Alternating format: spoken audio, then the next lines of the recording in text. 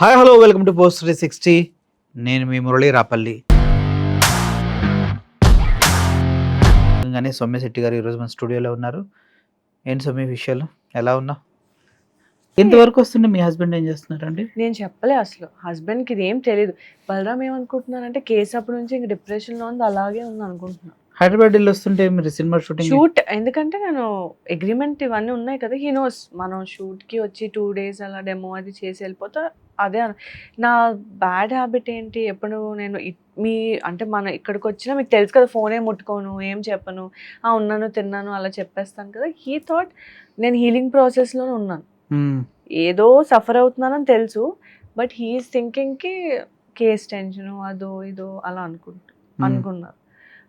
ఇంకా కొంచెం మ్యామ్ వల్ల నేను మ్యామ్తో ఇంటరాక్ట్ అయ్యేదాన్ని కాబట్టి హీఈస్ హ్యాపీ, నేను ఏదో హ్యాపీగా ఉన్నాను అని అనుకుంటున్నాను. అయితే ఈ మహానుభావుడు ఏం చేస్తాడంటే అగ్రిమెంట్ అంతా డీల్ అయిపోయి కట్ చేసేసారు మ్యామ్ అంతా. ఇంక వదిలే అన్న అమ్మాయి వదిలే అంటే మంచిగా ఉన్నారు మ్యామ్ అతనితో కూడా. అలాగే అతను కట్ చేయగలం కదా, గొడవ పెట్టుకోలేము. నేను ఇప్పుడు కేసు పెడతా అంటే మ్యామ్ గొడవ పెట్టగలదు. నేను అసలు ఏం వద్దు సైలెంట్గా ఉందాం అన్నట్టు నా వర్షన్. సో వాడు ఏం చేశాడు, అంతా కట్ చేసుకున్నట్టు చేసి నాకు డేట్ అది గుర్తు రావట్లేదు, నాకు ఈ కిస్సింగ్ వీడియో పంపించారు. మ్యామ్ అని డిలీట్ చేయించారు మొత్తం. షూట్వి మిస్యూజ్ చేస్తాడు అని చెప్పి బాత్రూమ్ వీడియో కూడా డిలీట్ చేయించారు. వాడు ఎక్కడ దాచుకున్నా ఉంచుకుంటే నేను ఏం చేయలేను. బట్ ఇది నాకు పంపించి, ఇది ఇప్పుడు బలరాం పంపిస్తాను. సో నాకు ఇప్పుడు ఎందుకు సార్ అని నేను కాల్ చేస్తే, నేను ఇది పంపిస్తాను, బలరాం నేను వదిలేస్తాడు, నువ్వు అప్పుడు నా దగ్గరకు వచ్చేస్తావు. నేను ఇంకా నాకు అసలు 1 time పంపించారు అది. నేను మ్యామ్కి వెంటనే కాల్ చేస్తే, మ్యామ్ నువ్వేం టెన్షన్ పడుకో, కూల్గా ఉండి ఏదో చేద్దాంలే, అదొకటి ఉందని నేను మర్చిపోయాను, నాకు గుర్తులేదు మ్యామ్ అని చెప్పాను. బట్ నాకు ఇంకా హోప్స్ ఏం లేవు, వీడి నుంచి నేను అసలు అవ్వదు, ఇంకా బలరామ్ని కూడా నేను ఫేస్ చేయలేను. ఐ కమిటెడ్ సూసైడ్ కమిట్ చేస్తే మ్యామే అక్కడ నుంచి గైడ్ చేశారు. మోనికా మమ్మీ హాస్పిటల్ తీసుకెళ్లారు, ట్రీట్మెంట్ అది చేయించారు. నెక్స్ట్ డే వచ్చారు, మ్యామ్ నువ్వు కూల్గా ఉండు, అసలు ఎలా ఇవన్నీ చేస్తావు, ధైర్యంగా ఉండాలని చెప్పారు, మోటివేట్ చేశారు. అన్న ఇలా సూసైడ్ అటెంప్ట్ చేసింది, అట్లీస్ట్ ఒక 2 నెలలు వదిలి అన్న అమ్మాయిని అని చెప్తే, వాడు ఏమంటాడు, అది చావదమ్మా, ఊరికే బ్లాక్మెయిల్ చేయడానికి అలా చేసింది. అసలు ఏం బ్లాక్మెయిల్ చేస్తాను సార్, నన్ను వదిలేరా బాబు అంటే. అయిపోయిన తర్వాత 7 days మళ్ళీ ఊరుకున్నాడు. ఊరుకొని నాకు కావాలని స్టార్ట్ చేస్తాడు మళ్ళీ.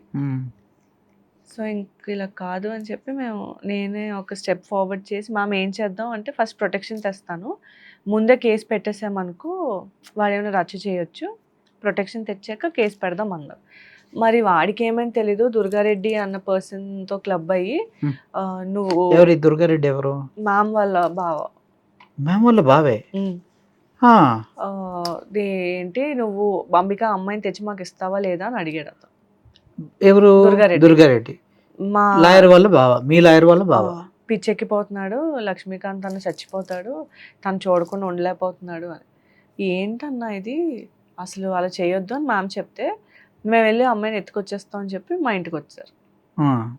గేట్ తాళం అది వేసి ఉన్నాం లక్కీగా. మ్యామ్ చెప్పారు వస్తారేమో తెలీదు అని చెప్పి, ఫుల్గా తాగేసి వచ్చారు. నేను అప్పుడే గేట్ ఇలా ఉంటుంది, నేను అక్కడ నుంచి లేచి ఇలా వెళ్ళాను, వాళ్ళు అలా వచ్చారు. అయితే మా అక్క బావ లేరని కింద కార్ కూడా లేదు, సర్వీసింగ్ ఇచ్చాం.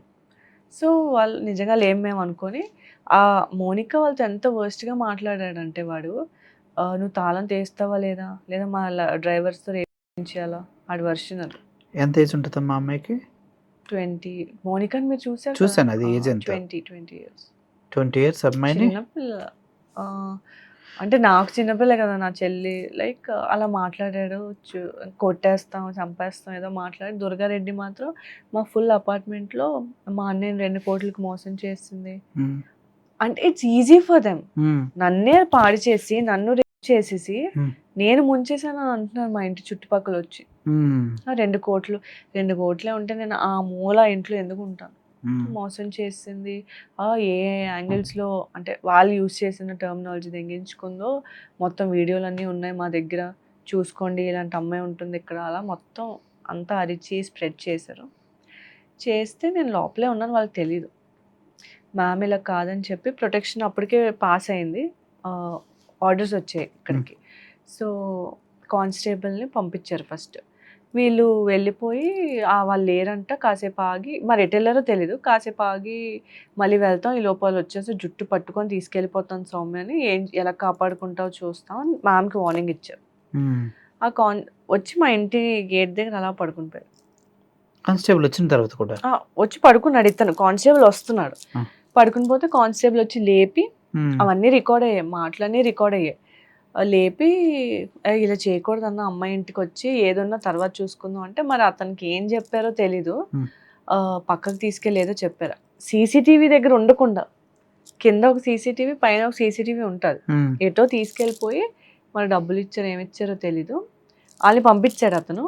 నాకు వచ్చి అంటాడు, అబ్బాయిలు మా అమ్మాయికుల్ని మోసం చేయడం, ట్రాప్ చేయడం ఎంత కరెక్ట్, నా ఫుల్గా తిరిగేసి డబ్బులు వాడేసుకొని ఇప్పుడు వద్దంటే ఆడు ఊరుకుంటాడా, నువ్వు ఎలా తిరిగావు ఏమేం చేసావు, ఆడి దగ్గర వీడియోలు ఉన్నాయి. అదే ఈ వీడియో. ఏం పేరు మా కానిస్టేబుల్ పేరు? నాకు గుర్తులేదు, మ్యామ్ మైట్ రిమెంబర్. సో అంటే అంత అసలు అదే నాకు హ్యూమిలియేటింగ్గా అనిపించింది. మ్యామ్కి మళ్ళీ మ్యామ్ నేను చెప్పాను కదా నేను కేసు అది పెట్టను అని, ఆల్రెడీ దొంగతనం కేసు ఉంది, నా కోసం ఇలాగే మాట్లాడతారు, నాతో ఇలా అయింది అంటే మ్యామ్ నాది రిపోర్ట్స్ అన్నీ ఉన్నాయి కదరా, నీతో ఇంత డ్యామేజ్ అయింది కదా, నువ్వు స్ట్రాంగ్గా ఉండు, ఇది ఒక్కటే ప్రాసెస్ మనం చేయగలం అని మ్యామ్ చెప్పి బలరామ్కి మొత్తం అంతా ఇంకా దాయడం కూడా వేస్ట్, కొట్టినా చంపినా ఫస్ట్ అయితే బలరామ్కి ఒక మాట చెప్పినామని చెప్పాం. బలరామ్ ఫస్ట్ రియాక్షన్, నేనైతే ఫిక్స్ అయిపోయాను, అయితే నన్ను చంపేస్తారు లేదా డివోర్స్ ఇచ్చేస్తారు ఏదో అవుద్దని, హగ్ చేసుకొని ఏడ్చి ఎందుకు నీకు ఇది, ఎంతో ఏదో చేసి మనం ఏదో చేస్తాం కదా, నాకు ఫస్టే చెప్పాలి కదా, ఈ సఫరింగ్ నీకు అవసరమా అని చెప్పి, ఎవరేమనుకున్నా నాకు అనవసరం, మనం ఫైట్ చేద్దాం, వాడికి పనిష్మెంట్ రావు, బీ స్ట్రాంగ్. నేను మ్యామ్ ముందే ఎందుకు చెప్పలేకపోయారు నా పని జరుగుతుందని, అర్థం చేసుకుంటారు అనుకోలేదా? నేను అసాల్ట్ ఇవన్నీ అయినప్పుడు కూడా నాకు ధైర్యం చాలలేదు. వాడు ఏమంటాడంటే ఇలాగే పోర్ట్రే చేస్తాను, బలరామ్ శాలరీ సరిపోదని ఆడి దగ్గరికి వెళ్ళానని చెప్తా అంటున్నాను. అది ఎంతో హ్యూమిలియేటింగ్గా ఉంటుంది. అసలు నేను ఎప్పుడు అలా అనలే, మీకు తెలుసు కదా.